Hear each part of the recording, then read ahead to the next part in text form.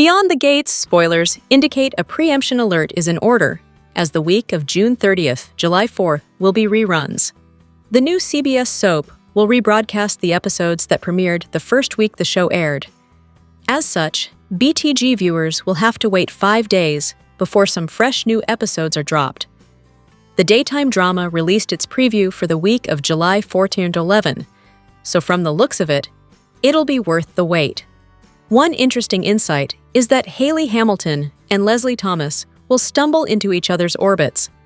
The promo opens with Leslie and Hayley sitting opposite of each other at the diner, when Leslie notes, "So friend, how are we going to help each other?"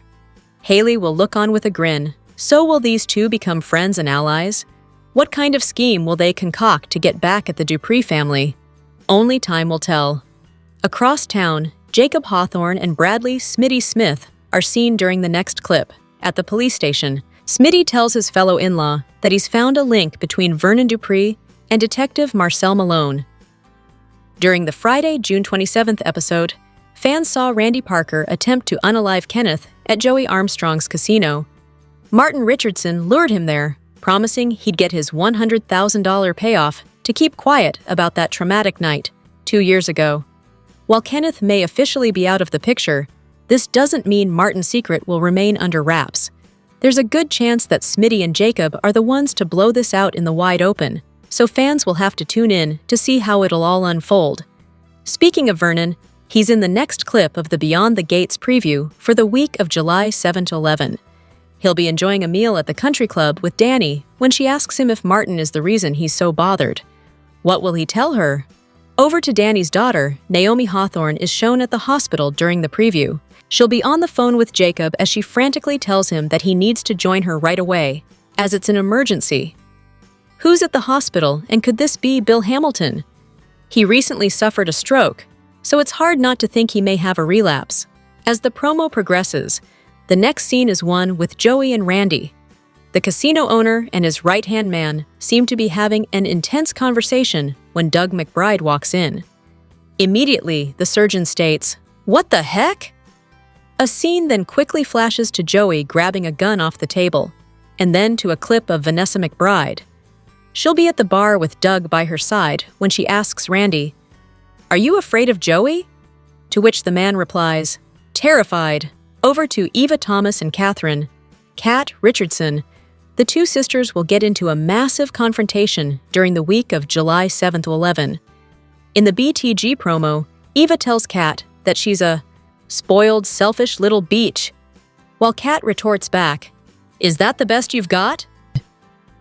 It looks like they are in Ted Richardson's office, so perhaps they get into it as Kat trains Eva for the job she once held. As the Beyond the Gates promo wraps up, a scene is shown of Andre Richardson outside the bar as Ashley Morgan loops her arm in his. He tells his date, "Ready to turn some heads?" As the scenes shift, the next clip is of Dani, obviously upset as she throws her purse down on the bar.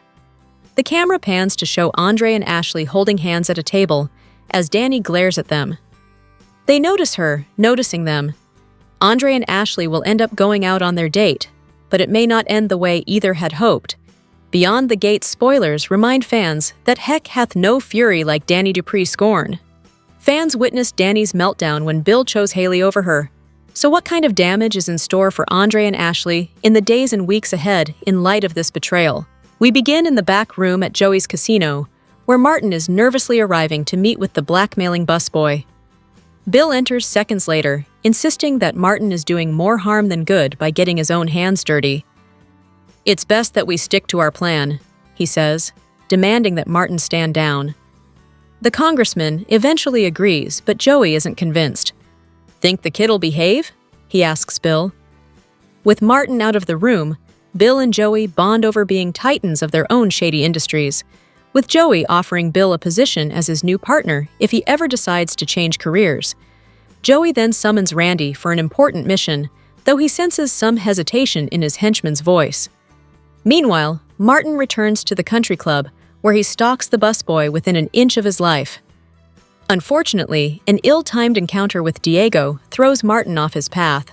The busboy eventually shows himself at the casino, where Bill emerges from the shadows to scare the ever-loving crap out of him.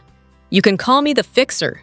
Potentially your worst nightmare," Bill tells him, adding a warning about the powerful family he's now up against. "If you don't make the right choice and back off, there will be untold dangers in your path," Bill says. "What you need to do is leave or suffer the consequences." After receiving an important text message, Bill gives the busboy 2 days to get out of town. He drops the money on the table, announcing that his involvement in this little situation is now over. Anything that happens to the busboy after this, including, getting himself killed, is out of Bill's hands. Bill refuses to give Martin any more information, including that Randy is currently pointing a gun at the busboy. Over at Uptown, Chelsea is anxiously waiting for Madison, who appears to have stood her up. She even has a rose waiting for her date. It's very sad. Still at the hospital, Kat offers to keep an eye out for her cousin's MIA date, where she discovers that Madison's shift ended 2 hours ago. So where the heck is she? Madison eventually arrives at Uptown in a flurry. Explaining that a patient projectile vomited all over her adorable date night outfit. Just another occupational hazard of working in a hospital. Speaking of hazards, Madison says she tends to throw herself into relationships too quickly, only to get blindsided by a sudden breakup. Chelsea tells her not to worry about that, but she does agree that they accidentally skipped the whining and dining portion of their courtship. When asked how her dad feels about who she dates, Chelsea says she doesn't discuss such things with Bill. They're close, but not in a touchy-feely kind of way. As she puts it, Naomi took after their father, whereas she took after their mother. And even though Madison is a little unsure about Chelsea's hard-partying lifestyle, she agrees to throw caution to the wind. Just then, trouble! Allison arrives at Uptown, asking if she can speak with Chelsea privately. It's a bad time for a million reasons, but Madison says she has an early morning at the hospital anyway, so it's best to end the night now. "She seems like the full package," Allison says of Madison. "Gorgeous! Brains! Is she yours?"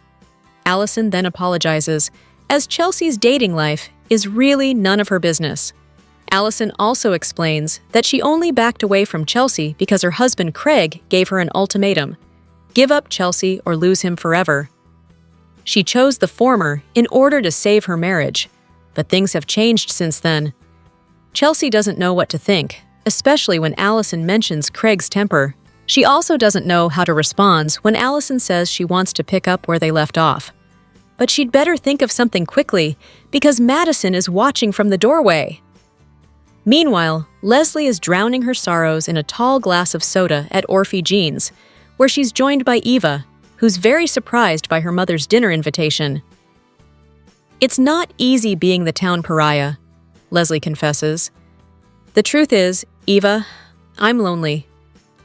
But Leslie's words fall on deaf ears, as Eva sees this as nothing more than another bid for sympathy. Leslie insists that Eva not wanting to be closer to her still hurts. It's been the two of them forever, and now she's all alone. Something Eva says she should have considered before launching this vengeful crusade against Ted. The topic turns to what Leslie was like before she fell in love with Ted, with Eva saying she didn't seem like the type of woman a normal man would fall in love with. Leslie says she thought Ted was going to be her way out of a difficult life, and it was a serious wake-up call when she realized that he wasn't. But Eva is more interested in discussing the person Leslie has become. "Do you even remember the woman I grew up loving?" she asks Leslie. "Do you remember how to be my mother?" Leslie says all the right things, reminding Eva of the happier moments from her childhood. She even gets emotional thinking about how Alan was always there for her. Leslie and Eva's mother-daughter dinner takes an interesting turn when Kat and Jacob arrive at Orphe Jean's, where they not so subtly discuss the Laura investigation mere feet away from her suspected assailant. Jacob informs Kat that an expert noticed a scratch on the helmet in the security footage, and if they can match it to the helmet they have in evidence, Leslie's goose is basically cooked. Eva tells Leslie that Kat has been surprisingly helpful with the transition at Ted's office, but Leslie reminds her to be careful with that one. Leslie also apologizes for involving Eva in her scheme. "It was a crappy thing for a mother to do to her daughter," she says, and Eva doesn't disagree. Leslie knows it'll take time for things to get back to normal, but even sharing a meal together now is a step in the right direction. Too bad their celebratory moment is short-lived. When they glance over to Kat's table, she mouths, "You're cooked," giving them both cause for concern. Let's be honest about Beyond the Gates' Kat. She's impatient and sometimes judgmental. But that doesn't make her worse than her newfound sister Eva. That's especially true when you consider that Eva has covered up some pretty dark stuff and continues to do so. I like Eva, but I'm not a stan. She's done wrong things and keeps doing things. I was hoping I'd get to root for her after the reveal that I assumed would kick off her redemption arc. But instead, I watch her use tears to manipulate Ted and Nicole, but then be nasty to Kat once they're alone. And what's maddening to watch is everyone chastising Kat for her feelings about Eva. Her parents do it, her love interest does it. I'm sick of it. I'm ready for everyone to stand up for Kat. Let's give Eva a little pushback. She's not going to melt. When Ted said his daughters were more alike than they think, I wondered if he'd gotten hit in the head. One daughter tried to sabotage your life, while the other has helped you, even after finding out you betrayed her mother. The worst part of this arc had to be Leslie of all people warning Eva to watch out for Kat the snake. Is the world upside down? Leslie literally committed violent crimes that her daughter is helping cover up, and Eva has to watch out for Kat? Make it make sense. If the writers like Eva so much, they need to rehabilitate her. Kat doesn't have to be trashed to lift Eva up. And when I say rehabilitate her, I don't mean take all the personality out of her. Dani Dupree supremacy. The writers gave us hope this week that Dani is right about Hayley's pregnancy being fake. I'm loving every minute of this arc. Ashley is already asking Andre out on a date? That's interesting. She was just crying over Derek last week. You can't tell me she didn't manipulate Derek into breaking up with her so she could come out looking innocent. Martin catching the vapors at the meeting of men handling Martin's mess, and then continuing to be the weakest link who constantly needs supervision is hilarious. If Ted wants his wife back so badly, why he was complaining that she has feelings about being lied to for 20+ years, and he has another lie in his back pocket regarding their son Martin, yet he gets to call her out and judge her? No, sir, Beyond the Gates spoilers suggest Dani Dupree might be right about Hayley Hamilton faking her pregnancy. After all, when she experienced cramps during an argument with Dani this past week and had brought her to the hospital, Hayley lied about having an ultrasound done. With that said, Ashley Morgan was the one to notice. Will the nurse be the one to expose Hayley on this? It's important to note, Hayley faking her pregnancy is pure speculation. There are many reasons why she may have refused an ultrasound without worrying that she'll get caught not being pregnant. Maybe she was afraid that the ultrasound would confirm she had miscarried, and the idea of that was overwhelming. Then again, perhaps she didn't want to get dressed and undressed for it when she realized cramping was a normal part of pregnancy during this stage of the game. Either way, there is no real proof that Hayley is, or is not, pregnant at this point. When Dani went on her rant about Hayley faking, Ashley was quick to give Hayley the benefit of the doubt. Still, when she found out Hayley didn't have an ultrasound and lied about it, she got a bit skeptical. Ashley is the first one to consistently bring up patient privacy and HIPAA. In fact, she's mentioned this a few times during scenes and dialogue. If she can confirm that Hayley is lying, what kind of moral predicament would Ashley be in? After all, her best friend is Naomi Hawthorne, Bill's daughter, and she knows how much Hayley hurt her, Dani, and Chelsea Hamilton with her betrayal. Would Ashley cross a line at work by revealing Hayley's lie?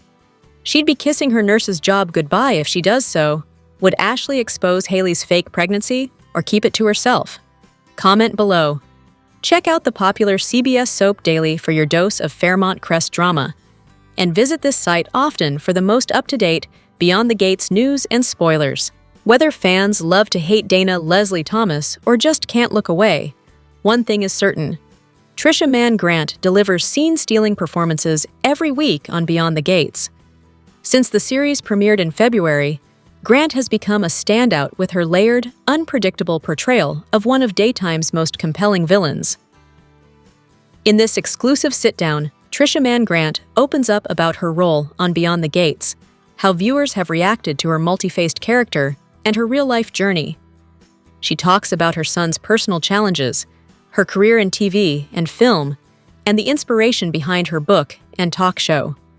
While she may be new to daytime drama, Man Grant is no stranger to the screen. She's starred as Dominique on BET's The Family Business since 2020 and has appeared in numerous TV series and movies.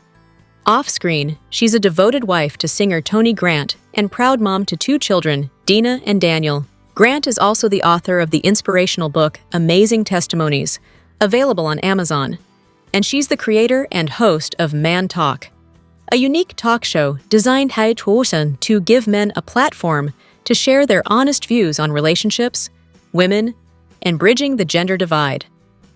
Trisha uses her platform to shine light on many causes, from autism advocacy and homelessness rescue to educational mentoring and inspirational storytelling.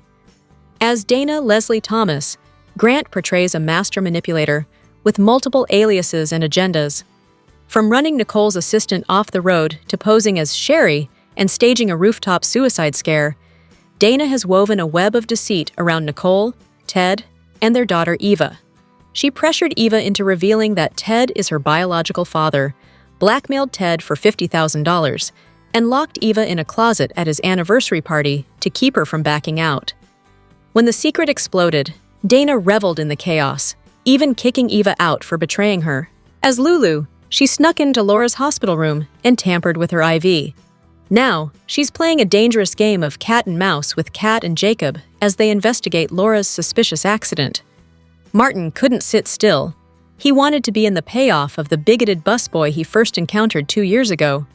But he already did his job. He arranged for it to go down at Joey's casino. Then it was Bill's turn to take over in the Friday, June 27th, episode of Beyond the Gates. We got to see the Fixer in action. Each guy had his part. The way we figure it is that 2 years ago, Vernon was the assembler of these DMV-style Avengers. They all came together to protect whatever Martin did on that dark road. Ted provided his surgical skills to give the man a new face. Elon and Marcel swept the illegal matters under the rug. Joey handled the shadier aspects of whatever went down. And Bill was the fixer, the cleaner-upper. They were brought together to once again take care of Kenneth. He made the problem of antagonizing Martin regularly. He followed him around, and he got a job where he would run into the congressman frequently. Ultimately, he thought he had the power. But Bill showed him what's what. His part was giving the man the money he asked for. Mr. Busboy should have asked for a larger lump sum and gotten out of Dodge. Instead, he wanted to slowly drain the well dry with a series of regular payments. But that wouldn't work for these guys. Bill handed him the money and appropriately intimidated Kenneth, who was a lot quieter with Bill than he was with Martin. And then, when Bill left, Joey and his people took over, namely Randy, who took a gun out and pointed it at Kenneth. How far is Joey taking this? Is Randy forcing Kenneth to leave town at gunpoint?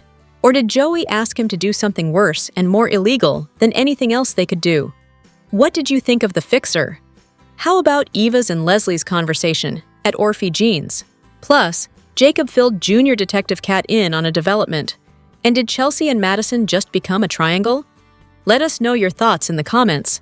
Here are your Beyond the Gate spoilers for next week. Hayley joins forces with Leslie, Randy is terrified of Joey, and Dani rages seeing Andre having his date night with Ashley. Here's a look ahead at the episodes we'll see from Monday, July 7th to Friday, July 11th, 2025. What a week we have coming up! At Orphe Jeans, where it all happens, we have Leslie&Hayley. The two pariahs are here to help each other. No good can come from this team-up, not a bit. Now, did Leslie seek out Hayley, or was it the other way around?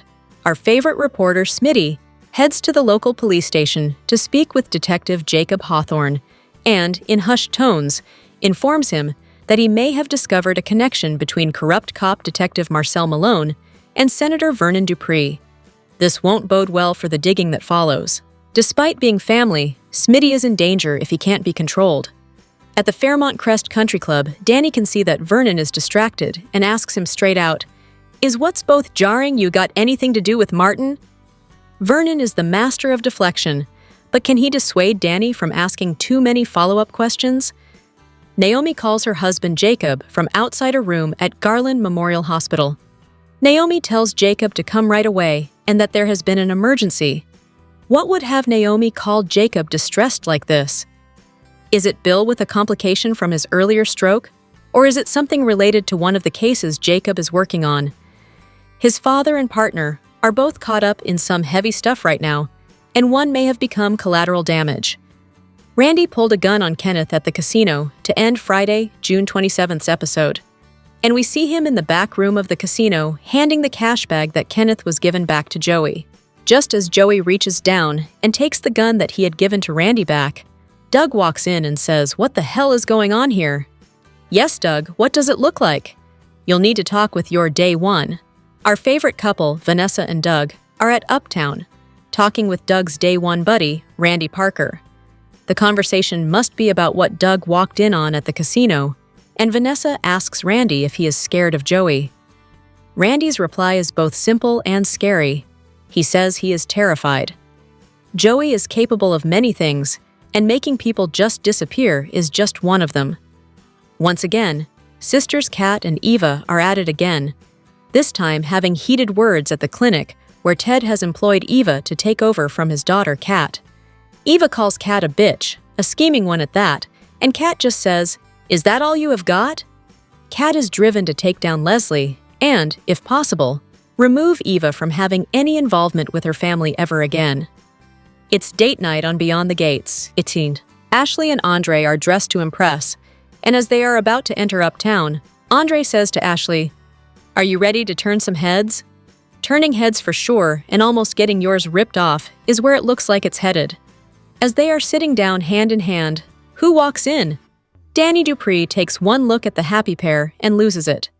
Instant rage, and Dani slams her handbag onto the bar. Hulk smash!